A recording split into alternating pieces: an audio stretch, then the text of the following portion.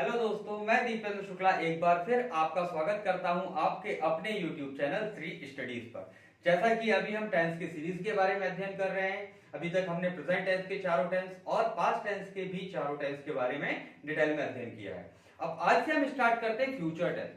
Future means होता है भविष्य, जो कि किसी ने देखा नहीं होता लेकिन जानना हर कोई चाहता है। तो बस उसी भविष्य के बारे में आज हम डिस्कशन यहाँ पर करेंगे दोस्तों।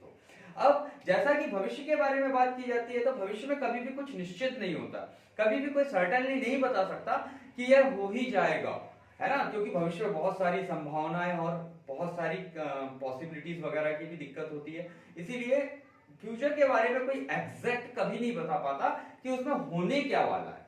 ठीक है, ये बात मेरी याद रखिएगा दोस्तों कि भविष्य को किसी ने नहीं देखा है, क्योंकि आगे टेंस के अध्ययन में आपको ये भी काम आने वाली है। ठीक है, तो दोस्तों स्टार्ट करते हैं हम फ्यूचर टेंस। फ्यूचर मीन्स होता है भविष्य काल, और भविष्य में भी हम चारों टेंस में सबसे पहले अध्ययन करेंगे सिंपल फ्यूचर या फ्यूचर इंडेफिनिट टेंस के बारे में। ठीक है दोस्तों, तो स्टार्ट करते हैं हमारा first tense, that is future indefinite tense.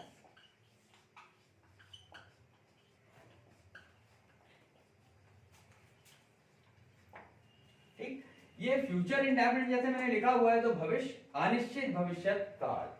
इसे भविष्य नहीं बोला जाएगा, इसे कहा जाएगा अनिश्चित भविष्यत काल। ओके, क्योंकि ये भविष्यवाणी कर रहे हैं, है ना। तो इसकी आइडेंटिफिकेशन सभी को पता होगा कि लास्ट में वो आता है क्या, जिन भी सेंटेंस के अंत में आता है, जैसे वह चला जाएगा, मैं आम खाऊंगा, हम पढ़ाई करेंगे, हम लिखाई करेंगे, हम करोड़पति बन जाएंगे। इस प्रकार के सेंटेंसेस जो हम फ्यूचर में या हम फ्यूचर के बारे में सोचते हैं उसे कहा जाता है फ्यूचर इंडेफिनिट टेंस। क्लियर है। तो फ्यूचर इंडेफिनिट टेंस की पहचान क्या रहेगी भाई, लास्ट में आएगा गा, गे, गी, एक्सेट्रा। जिन भी सेंटेंस, जिन भी वाक्यों का अंत हिंदी में गा, गे, गी इस प्रकार के शब्दों से होता है तो उन्हें हम सामान्यतः किसमें रखते हैं, फ्यूचर इंडेफिनिट टेंस के अंतर्गत रखते हैं। अब बात करते हैं इसके स्ट्रक्चर की। सबसे पहले एक सेंटेंस इसका लिख लेते हैं। जैसे यहां पर मैं एक सेंटेंस लिख रहा हूं कि मैं आम खाऊंगा। ठीक है, यहां पर फिर से हमने क्या लिखा, जैसा कि हम सिमेट्री में यूज कर रहे हैं इस सेंटेंसेस को, मैंने लिखा यहां पर मैं आम खाऊंगा। तो जब मैं लिख रहा हूं यहां पर कि मैं आम खाऊंगा, भविष्य की बात हो रही है, तो इसे हम फ्यूचर इंडेफिनिट टेंस के स्ट्रक्चर की हेल्प से बदलेंगे। ठीक है, तो अब बात करते हैं इसके स्ट्रक्चर की कि इसका स्ट्रक्चर क्या होता है। सो फ्यूचर इंडेफिनिट का जो स्ट्रक्चर होता है, अफर्मेटिव स्ट्रक्चर, वो क्या होता है भाई। सबसे पहले तो सब्जेक्ट जो हमेशा आना ही है, फिर सब्जेक्ट के साथ साथ हेल्पिंग वर्ब्स का यूज हम करते हैं। तो फ्यूचर की जो हेल्पिंग वर्ब्स होती हैं वो होती हैं विल या शाल। या पूरे फ्यूचर टेंस में हेल्पिंग वर्ब सिर्फ हमें दो ही यूज करनी है, वो होती है विल और शाल। इसमें छोटे छोटे मॉडिफिकेशंस टेंस के आधार पर होते जाएंगे जो मैं आपको बता दूंगा, लेकिन बस आपको याद रखना है कि फ्यूचर का मीन विल और शाल। और इसके बाद एक सबसे इंपॉर्टेंट चीज आपको याद रखनी है कि फ्यूचर के लिए जो विल और शाल है वो क्या होती है, पॉसिबिलिटी या प्रोबेबिलिटी ही बता सकते हैं हम फ्यूचर में, सर्टेनिटी कभी भी नहीं बता सकते।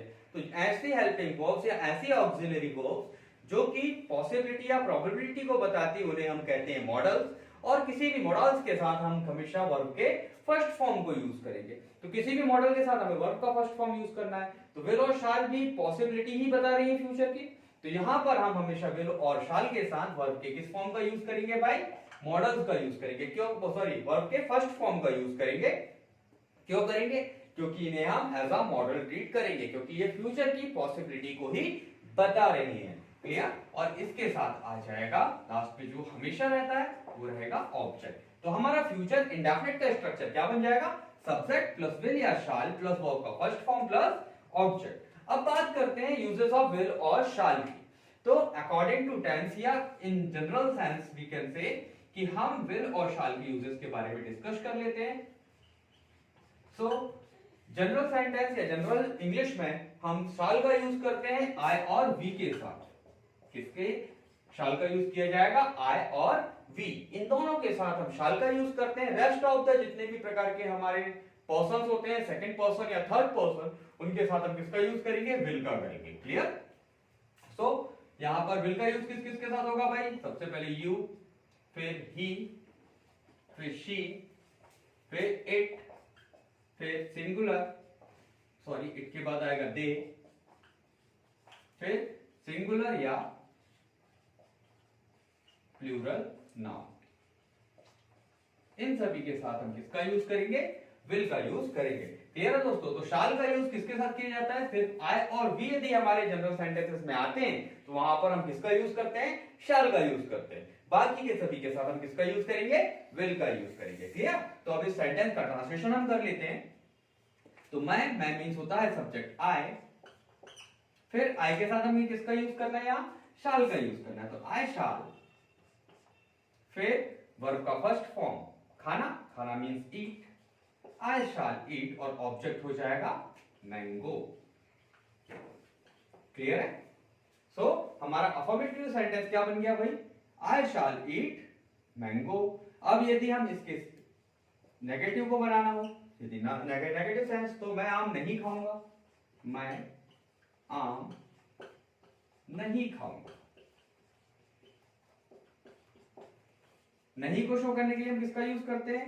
नेगेटिव वर्ड नॉट का, तो हम यूज कर लेंगे नेगेटिव स्ट्रक्चर में सब्जेक्ट प्लस विल और शाल हमारी हेल्पिंग वर्ब है, और नॉट हम कहां लगाते हैं? हमेशा हेल्पिंग वर्ब के बाद। तो है सब्जेक्ट प्लस विल या shall plus not plus verb का फर्स्ट फॉर्म, वर्ब के फॉर्म में भी कोई कन्वर्जन नहीं होगा, प्लस ऑब्जेक्ट। क्लियर है?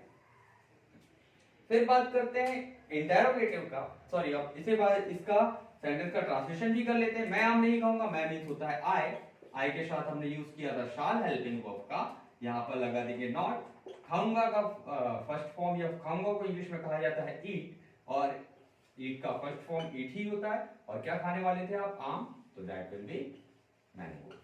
क्लियर? अब बात करते हैं इंटेरोगेटिव की। तो इंटेरोगेटिव के लिए हमें प्रश्न पूछना होगा, जैसे क्या मैं आम नहीं खाऊंगा? क्या मैं आम खाऊंगा? ये हमारा प्रश्न हो जाएगा। अब प्रश्न हो गया, इट मीन इंटेरोगेटिव सेंटेंस हो गया। अब इंटेरोगेटिव स्ट्रक्चर इसका क्या होगा? हमारी हेल्पिंग वर्ब्स को उठाकर आप सामने ले आएंगे, तो the sentence will start with will और शाल, और फर्स्ट लेटर विल और शाल का हो जाएगा capital plus subject plus verb का first form plus object. Clear? अब इसका ट्रांसलेशन भी कर लेते हैं। सो सबसे पहले हमारा सब्जेक्ट क्या था? वो था आई, और आई के साथ हम यूज करते हैं शाल का, तो शाल आई, फिर वर्ब का फर्स्ट फॉर्म ईट, फिर क्या खा रहे थे आप? आम, आम को इंग्लिश में कहा जाता है मैंगो। क्लियर है? फिर इसके बाद लास्ट होता है प्रश्न पूछना, उसके साथ ही साथ नेगेशन भाव को भी दर्शाना, नेगेटिविटी को भी दर्शाना। तो वो हो जाएगा कि क्या मैं आम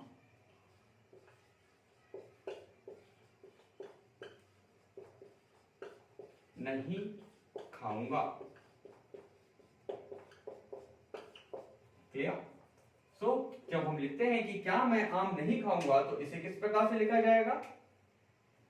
हमारे इंटेरोगेटिव नेगेटिव स्ट्रक्चर के हिसाब से। अब इंटेरोगेटिव नेगेटिव स्ट्रक्चर हमारा क्या होगा भाई? वो हम बनाएंगे नेगेटिव सेंटेंस से। सो इंटेरोगेटिव नेगेटिव सेंटेंस का स्ट्रक्चर क्या हो जाएगा? Subject,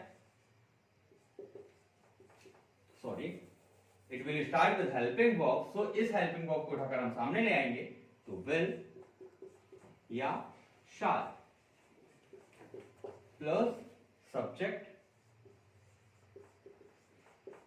plus not plus first form of the verb plus object. Clear?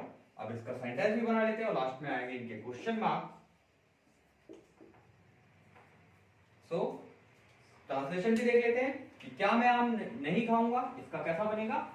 Will, sorry मैं मीन आई, अब आई के साथ हम यूज करते हैं शाल का, तो शाल आई, फिर नॉट वर्ब का फर्स्ट फॉर्म है ईट, फिर क्या खाने वाले थे भैया, मैंगो या आम, लास्ट में आ जाएगा क्वेश्चन मार्क। सो इस प्रकार हम इन स्ट्रक्चर्स की हेल्प से अफर्मेटिव, नेगेटिव, इंटरोगेटिव और इंटरोगेटिव नेगेटिव, इन सारे स्ट्रक्चर्स की हेल्प से हम फ्यूचर इंडेफिनिट टेंस के सेंटेंसेस को बना सकते हैं, इनका इंग्लिश में ट्रांसलेट कर सकते हैं। इसमें सिर्फ दो चीजें हमें याद रखनी है कि किसी भी कंडीशन में विल और शाल के साथ हमेशा वर्ब का कौन सा फॉर्म आने वाला है, फर्स्ट फॉर्म आने वाला है। कौन सा फॉर्म आने वाला है भाई, फर्स्ट फॉर्म। और फर्स्ट फॉर्म हमेशा कौन सा फॉर्म होता है, प्लूरल फॉर्म होता है। कौन सा होता है, प्लूरल फॉर्म होता है। तो हम विल और शाल के साथ हमेशा वर्ब का प्लूरल फॉर्म को यूज करते हैं, फर्स्ट थिंग। और सेकंड थिंग हमें याद रखनी है कि शाल का यूज हमेशा फर्स्ट पर्सन के साथ होता है, rest of the person second person और थर्ड पर्सन के साथ हम किसका यूज करते हैं, विल का यूज करते हैं। बाकी का पूरा सेंटेंस बहुत ही ज्यादा सिंपल है दोस्तों। आई होप ये वीडियो आपको समझ में आया होगा। यदि आपको ये सारी चीजें बहुत अच्छे से समझ में आ रही है तो प्लीज मेरे चैनल को लाइक करें, सब्सक्राइब करें। ठीक है दोस्तों, तो मिलते हैं अगले वीडियो में, तब तक के लिए जय हिंद।